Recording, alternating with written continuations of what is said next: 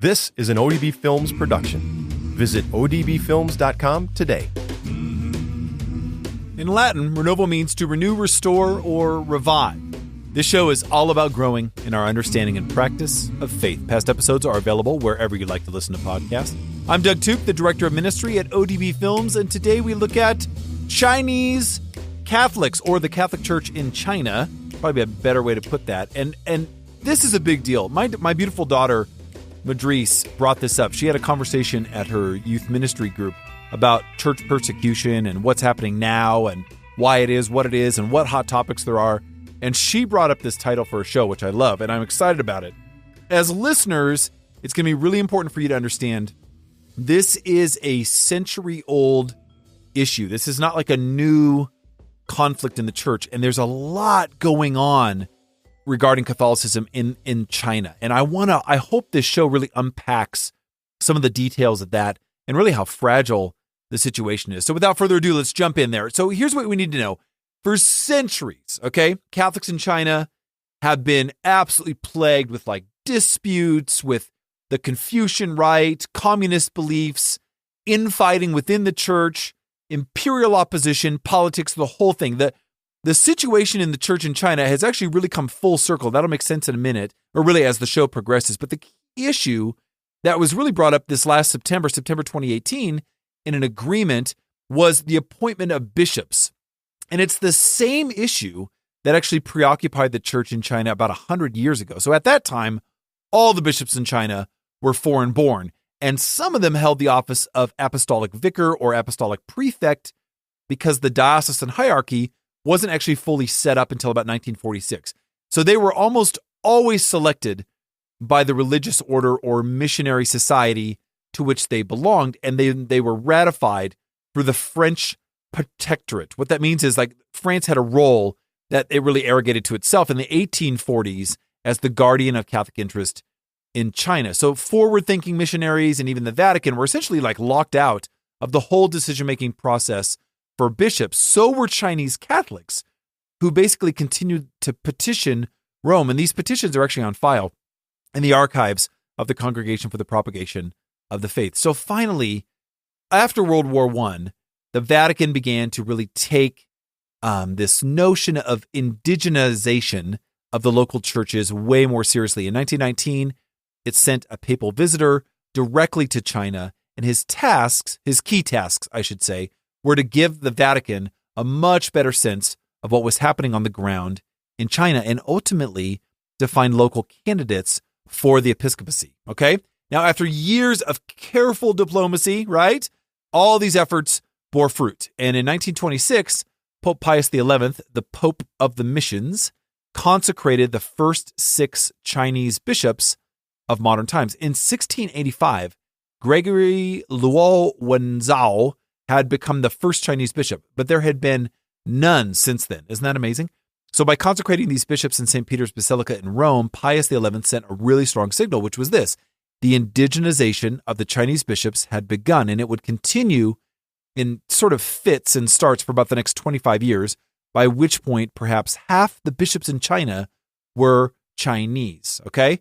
That's where we're at. That's what was happening way back when. The whole point was for local leadership to take place. And this is the really hot topic. Now, there was a lot of persecutions. We'll talk about that later on. But really what you need to know about the Chinese church is there's a brokenness in the leadership structure. And this is how it all started. Now, post-World War I, all kinds of global events started to intervene. So World War II began for China in 1937, when the Japanese mounted a full-scale invasion. And this was followed by a brutal civil war in which the Chinese Communist Party, or CCP, emerged victorious. So on October 1st, 1949, Mao Zedong faced the crowds from the rostrum of Tiananmen Gate in Beijing and announced the establishment of the People's Republic of China. China had basically stood up, Mao Zedong said. So Mao had a long-promised reversal to the legacy of colonialism. And even before the CCP came to power, soldiers killed and tortured priests,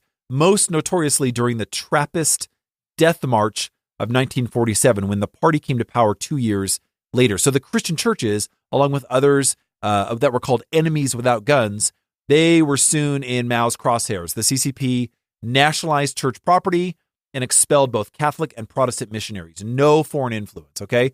Now, all these developments really only accelerated with the outbreak of the Korean War and the ramping up of the Cold War. So most unfortunately for Catholics, the government basically insisted that the church break its ties with, quote, the imperialist Vatican. Remember, outside influence. It wanted the church to be firmly under party control, party-owned, government-managed church, okay? Not unlike Nazi Germany. We'll do a show on Dietrich Bonhoeffer soon, and we'll talk about the nationalization of the Lutheran church in Germany. But in China, they wanted national control, okay? So Catholics saw this as the beginning of an effort to create like an independent Catholic church. And the papal representative at the time, Archbishop Anthony Riberi, strongly protested that. He felt really strong that obedience to the Pope was not simply a political matter, but a doctrinal one. And he was expelled from China in 1951. So Sino-Vatican relations were locked in kind of like this mutual tension. All right, now beyond all the broken diplomatic ties, the situation for the church really just continued to get worse. It just deteriorated. So by 1955, lots of bishops had been exiled. There was no way the bishops could stay. Others were brought to trial. Some were imprisoned.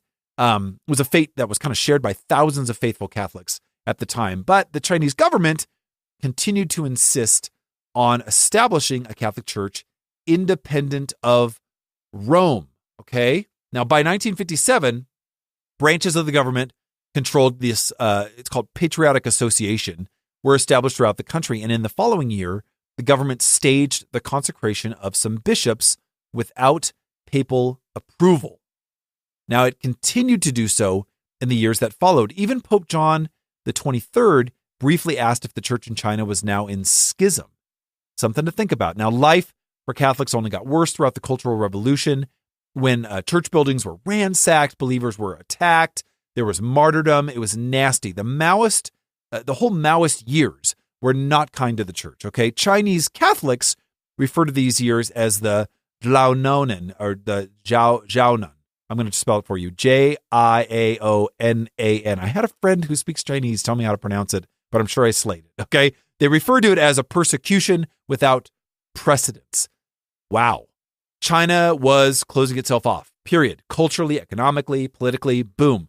Rest of the world, we have no use for you. This is how it's going to be. So it made sense in their mind that everything would be locally promulgated. All right. Now, by late 1978, all kinds of politics had changed, right? The winds shifted. Mao had been dead for 2 years, and the new leader, Deng Xiaoping, initiated an era of reform. China embarked on a ton of modernization programs. They started to open themselves once again to the outside world, and religion became rehabilitated, late 70s. Now, the policy was ratified by a Communist Party document in 1982 and still provides kind of the basic framework for what that rehabilitation looks like. Here's some pieces to it. Property was restored, religious leaders were released from prison, and the government basically professed contrition for its past treatment of believers. Now, the government recognized that the past, basically draconian policies, okay, had only backfired and led to a lot of resentment, and now called on officials not to antagonize believers, but to unite with them under the standards of this modernization. So the churches soon emerged from the shadows, as did the vicious divisions between what is an underground church and a patriotic church. And that brings us to the more modern understanding of what's going on in China. There's two Catholic churches. There's the one that remained hidden in all the tension and persecution, and then there was the one that was sanctioned by the government. Now, Pope John Paul II the Great, St. John Paul, he saw some signs of hope. Almost from the beginning of his pontificate, he took a really keen interest in the church in China. In 1983, he wrote a personal letter to Deng asking for, quote, a direct contact between the Holy See and the authorities of the Chinese people. His efforts were not reciprocated, so he never was able to visit China. Pope Benedict XVI encountered the same types of hopes and frustrations. In 2007, he wrote a letter to the church in China expressing a desire for direct state-to-state dialogue with China. So they're kind of bypassing the Patriotic Association, an organization that clearly referenced was referenced, in the letter as incompatible with Catholic doctrine. So the papacy, the Vatican really, is saying the way you have a national church isn't going to work with our doctrine, period. Now, after an initial period of there was some openness, some genuine openness, Chinese government actually got kind of lukewarm about the letter, and the situation basically returned to business as usual. There was no movement forward. Total bummer, not going to happen. But tons of public frustrations deny the fact that during the 2000s, the Vatican and China had back-channel contacts, especially over the appointment of bishops. In reality, a lot of the bishops who had been consecrated with the papal mandate in past decades sought reconciliation with Rome. They wanted to be in union with Rome, and in most cases, that was granted. So this policy made a lot of headway that Pope Benedict XVI in his 2007 letter acknowledged that the great majority of Chinese bishops had already been reconciled to Rome, kind of through back channels. Brilliant. So not publicly, but sort of secretly. God bless China. All right, now, lots of people have questioned this policy of reconciling illegitimate bishops. And this is because the government still really demanded its pound of flesh. It wanted pliable tools of the state. It wanted to own and operate the church. Now, under a lot of fear, pressure, or opportunism, whatever it was, these bishops were consecrated, but without the papal mandate. Okay, it's getting confusing, I know. Cardinal Joseph Zen Zikun, a strong critic of Chinese religious policy, called the 2007 illicit consecrations as acts of war. That's how tense this was. But later, they would seek papal consent, and they would basically pledge their loyalty to the Pope. Can you see what's going on here? So you have the national church as an organization saying, we have no use for you, but individual bishops saying, wait a minute, I want to be in reconciliation with Rome. That's a big deal. So there's inner tension within inner tension going on here. All right. Later, they would seek a lot of papal consent, and then they would pledge their loyalty to the Pope, all of them as an organization. And then they would tell the government they were committed to the principle of independence of the Chinese church from Rome. So the process of asking forgiveness, then permission, was showing that this is really fragile. It's not going to work. Okay. Indeed, it really kind of didn't. So these relations between the national church and the Vatican have lots of ups and downs in the 40 years since the Chinese church really began reforms under Deng, shifting sometimes what looked like a 10-year cycle. They would kind of really move forward, and then it would fall way, way backward. So progress was made, and then it would rapidly deteriorate. And that's just how it's gone. So 70-year of impasse. It seems to have been broken, essentially, with the signing of an agreement last September 2018. The end result of this was that until just before this agreement that was made just last September, there were about 100 bishops in China, 30 of them still not recognized by the government. Some are under house arrest or have literally disappeared, while others function with some freedom. So the remaining 70 were recognized by both the Vatican and the Chinese government. But this left this kind of thorny issue that there were still 7 illegitimate bishops in China, and they had neither sought nor were given any papal reconciliation. It wasn't going to happen. Needless to say, this is a really irregular state for the church. In fact, there's really not a precedent in history for how the Catholic Church should treat Chinese hierarchy, okay? No other bishops' conference in the world had both legitimate and illegitimate bishops in the same body, right? The wheat and the chaff mixed together, okay? In February, America Magazine reported that the 7 bishops asked the Pope for pardon and then requested reconciliation with him and the Universal Church. And now, after reviewing their files, the Pope is in the process of legitimizing them all. And this was the main public fruit of the agreement that took place last September. So that's what's been going on for Chinese Catholics, for the Chinese church. When we come back from our break, we'll talk about kind of the hopes for the future and how they'll continue to emerge. ODB Films is a nonprofit Catholic ministry dedicated to artfully made, spiritually rich films. We invite you to visit odbfilms.com and preview over 200 of our short films designed to complement your ministry needs. Also, be sure to follow us on Instagram and Twitter for previews of upcoming content and access to sneak peeks of future projects. Visit odbfilms.com today. Okay, hopes for the future. This is good stuff. So the Pope's recognition of these 7 bishops, the Chinese government seems to be gaining a ton. What's the church getting out of this deal? So at first glance, it seems like not a lot, right? So even like sympathetic church leaders call it really an imperfect agreement, but there are a lot of hopes here. One hope is that this agreement is really just the first step. So future agreements, they hope to clarify a whole bunch of secondary issues for the church in China. The fact is that normal church governance has really just been difficult in China for about 70 years. There are issues with diocesan boundaries, for example. The Vatican still officially counts a total of 144 dioceses and other divisions, while the Chinese government only counts 98.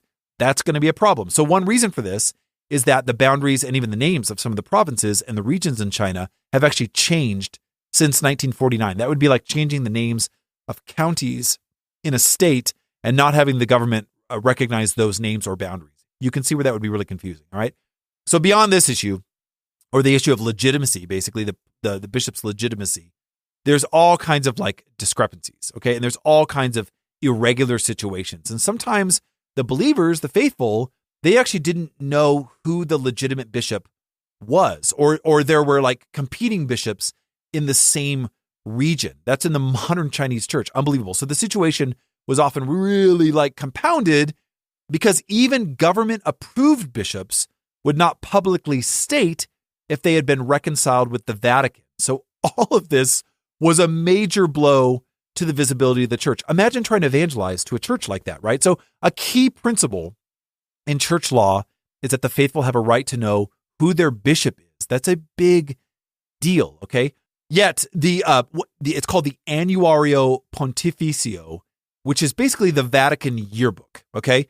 It reiterates the statistics for bishops and diocesan boundaries from the early 1950s. And those are still, they differentiate from what the locals actually know, which is super confusing. All right, however, there are far greater hopes than just talking about or rationalizing diocesan boundaries or updating the church's yearbook, okay? After all, there's only so many details that are going to help people believe in Jesus Christ as our Savior, okay?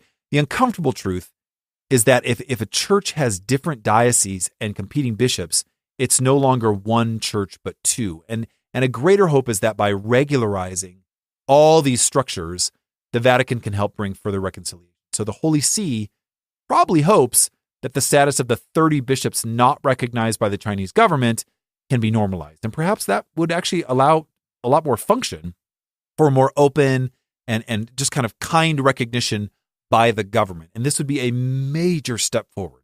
So the Vatican has already shown a ton of goodwill, and perhaps the Chinese government will follow. But that's where we're at, okay? Understand the power of the seeds of the church in China. There was great martyrdom in China. It's why the church is alive. On July 9th, the church celebrated the feast of 120 martyrs of China.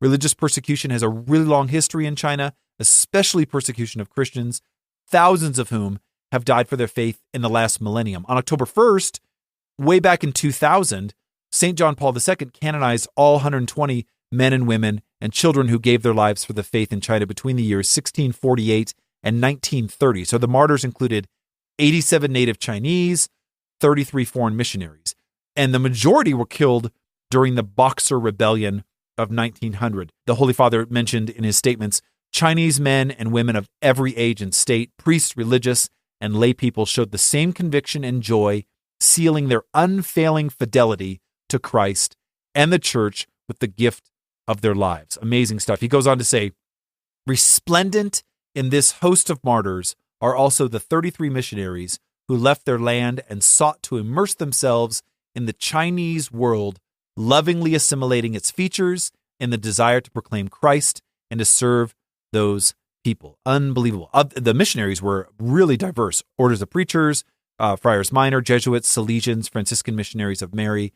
Unbelievable. And one of the more well-known native martyrs was a 14-year-old Chinese girl named Anne Wang, who was killed during the Boxer Rebellion when she refused to apostatize. This is quite a story. So she really withstood the threats of her torturers, and just as she was about to be beheaded, she radiantly declared, quote, "The door of heaven is open to all." And then she repeated the name of Jesus 3 times.